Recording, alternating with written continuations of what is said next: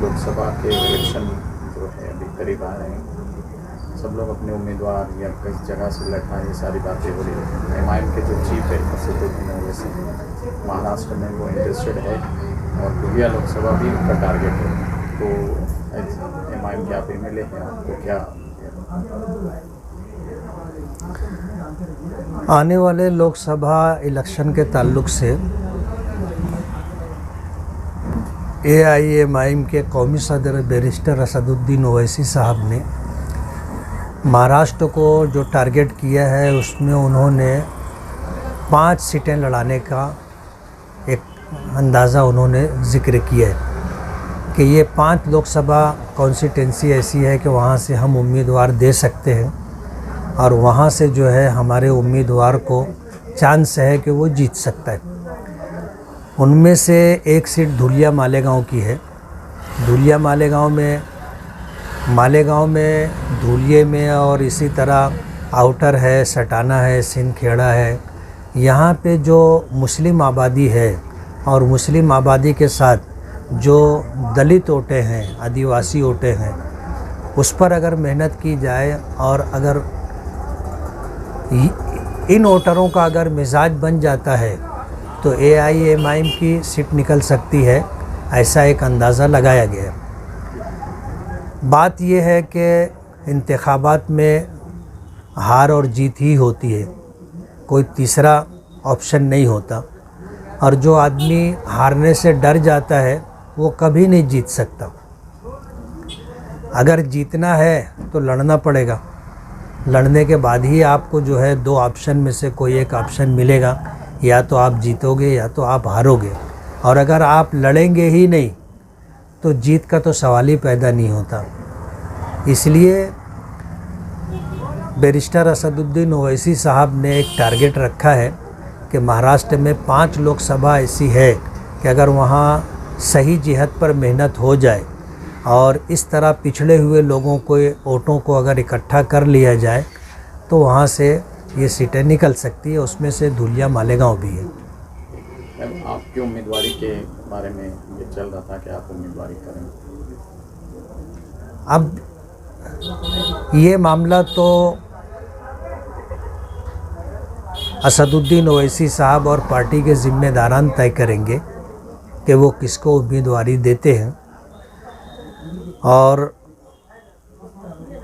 उन लोगों को मुझ पर काफ़ी एतमाद और भरोसा भी है। और मुझे जो जानकारी मिली है उस जानकारी के अंदर कहीं ना कहीं मेरा नाम है। रह गई मेरी अपनी बात, तब इस सिलसिले के अंदर मैं अभी किसी नतीजे पर नहीं पहुंचा हूं। लोगों ने मेहनत शुरू कर दी है, सर्वे भी करना शुरू कर दिया है, अपना इस्तकबाल भी करवाना शुरू कर दिया है। इस तरह का माहौल बनाने की कोशिश की जा रही है, लेकिन मेरी तरफ से अभी 1% भी इस मामले में कोई पेशरफ्त नहीं है।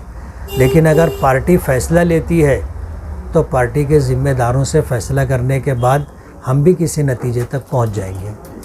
साहब, ये जो 2 कॉन्स्टिट्यूंसी धुलिया और मालेगांव, यहाँ पे एमआईएम के एमएलए हैं, 6.5 लाख मुस्लिम आबादी है। इन सारी बातों का हवाला देके चंद दिनों पहले हिंदू तंजीमें जो थी, सकल हिंदू समाज जो है, उन्होंने एक मीटिंग ली और उसमें आपका और धुलिया का जिक्र करके कहा कि ये लोग अगर एक साथ हो गए तो मुस्लिम सीट चुन के आ जाएंगे, इसलिए यहाँ पे एक ऐसा उम्मीदवार देना चाहिए। यानी वो आपसे कंपटीशन करने की तैयारी उन लोगों ने कर ली और उनको आपका ही डर है। तो इसको आप कैसा देख रहे हैं हिंदू तंजीमों के? हम क्या, हिंदू तंजीमें अपनी फ़िरका परस्ती की बुनियाद पर जो सर्वे करती हैं, उस सर्वे के पेश नज़र उनके सामने जो भी सर्वे रिपोर्ट आई होगी उसके पेश नज़र उन्होंने फ़ैसला आपस में बातचीत की होगी और किसी नतीजे तक पहुँचे होंगे। और अगर वो ऐसा समझ रहे हैं कि मैं उनको टक्कर दे सकता हूँ, जीत हार तो आवाम के हाथ में है, वो जिसको वोट देंगे वो चुन कर के आएगा। लेकिन ये कि अगर वो ये समझ रहे हैं कि उनके लिए अगर कोई मद्दे मुकाबिल है वो मैं हूँ, तो ये मेरे लिए बड़ी बात है। आप उम्मीदवारी कर सकते हैं, पार्टी के ऊपर है। पार्टी के वरिष्ठ अगर इस तरह का कोई फ़ैसला लेते हैं और माहौल अगर बनता है और उसी के साथ मुझे अच्छे सपोर्टर मिल जाते हैं तो इलेक्शन लड़ा भी जा सकता है। वो लोग मुद्दे जो है उन्होंने लव जिहाद, लैंड जिहाद, इलेक्ट्रिक जिहाद, इन सारे मुद्दों का जिक्र बार बार किया जा रहा है अभी मालेगांव के बारे में, दुनिया के बारे में। तो आप इसको कैसे? असल में क्या है, फ़िरका परस्त लोग जो है इन्हीं चीज़ों को उन्वान बनाते हैं। आप अगर देखें कि पूरे मुल्क में आज जो नफ़रत की सियासत की जा रही है और माइनॉरिटीज़ में जिस समाज को टारगेट किया जा रहा है वो मुसलमान है। यानी ऐसा लगता है कि अब पूरे देश ने सिर्फ मुसलमानों को टारगेट कर लिया है। और आप देखो कि उन लोगों ने जो उन्वानात तय किए हैं जैसे लव जिहाद, अब जाहिर बात है ये बिल्कुल बेबुनियाद बात है और ये सच्चाई इसमें ऐसी नहीं है जैसी वो सुझाना और बताना चाहते हैं। और ये हमेशा से रहा है, जब से दुनिया में इंसान आए हैं किसी न किसी से उनको प्यार मोहब्बत होता रहा है। और प्यार और मोहब्बत के अंदर ना धर्म देखा जाता है, ना बिरादरी देखी जाती है, ना उम्र देखी जाती है, ना तालीम देखी जाती है, ना पैसा देखा जाता है। ये सारी चीज़ें रही है, लेकिन इसको सिर्फ मुसलमानों से जोड़ करके लव जिहाद कह करके ये कहना कि मुस्लिम समाज के लड़के हिंदू समाज की लड़कियों को इस तरह मोहब्बत के जाल में फंसा करके एक तरह लव जिहाद का जो है मामला तय कर रहे हैं, तो ये गलत बात है। हमारी बहुत सारी बच्चियां ऐसी हैं जो गैर मुस्लिम लड़कों के साथ प्यार मोहब्बत करके मुर्तद हो करके जा रही हैं, लेकिन इसको उन्होंने उजागर नहीं किया, सिर्फ एक तरफा बात बताई जा रही है। इसी तरह जो है आप देख लो हिजाब का मसला है, हिजाब हर समाज में है। आप मारवाड़ी समाज देख लो, जैन समाज देख लो, हिंदू समाज में जो ख़ानदानी लोग हैं उनमें तो ऐसा भी है कि कभी बहू अपने खुसर के सामने चेहरा खुला हुआ चेहरा लेकर के नहीं आती, वो अपना पल्लू खींच लेती है, साड़ी आगे कपड़ा आगे कर लेती है, जेठ के सामने अपने ससुर के सामने कभी उस तरह वो लोग नहीं आते।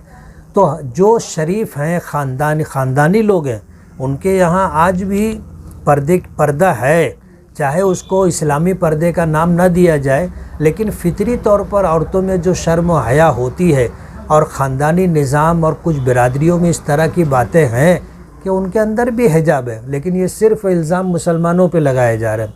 अभी मालेगांव को लेकर के लैंड जिहाद के नाम से जो बात कही जा रही है और ऐसा बताया जा रहा है कि बर्मा के रंगून के उधर के उजाड़े हुए लोग मालेगांव आकर के ज़मीन पर कब्ज़ा कर रहे हैं और ज़मीन घर बना करके रहे हैं, 100% गलत बात है। एक केस भी पुलिस डिपार्टमेंट के पास या रेवेन्यू डिपार्टमेंट के इल्म में ऐसा नहीं है कि कोई इस तरह का जो है वहाँ से आ कर के यहाँ बसा हो, गलत बात है। मालेगांव को टारगेट किया गया है और मालेगांव को उन्वान बना करके पूरे देश में फ़िज़ा ख़राब करने की कोशिश की जा रही है, ऐसा मैं मानता हूँ। मालेगांव के बारे में विधानसभा में कुछ एमएलए जो है उनको ज़्यादा फिक्र हो गई मालेगांव की, ऐसा आपको नहीं लगा? नहीं, मालेगांव के लिए अच्छी बात है। कैसा मेरा ऐसा मानना है कि अगर एक पत्थर का भारी वज़नदार टुकड़ा हो और एक आदमी ना उठा सकता हो और कुछ लोग आ करके हाथ लगा करके वो पत्थर उठाकर अगर रास्ते से किनारे कर देते हैं तो ये तो मालेगांव के लिए अच्छी बात होगी।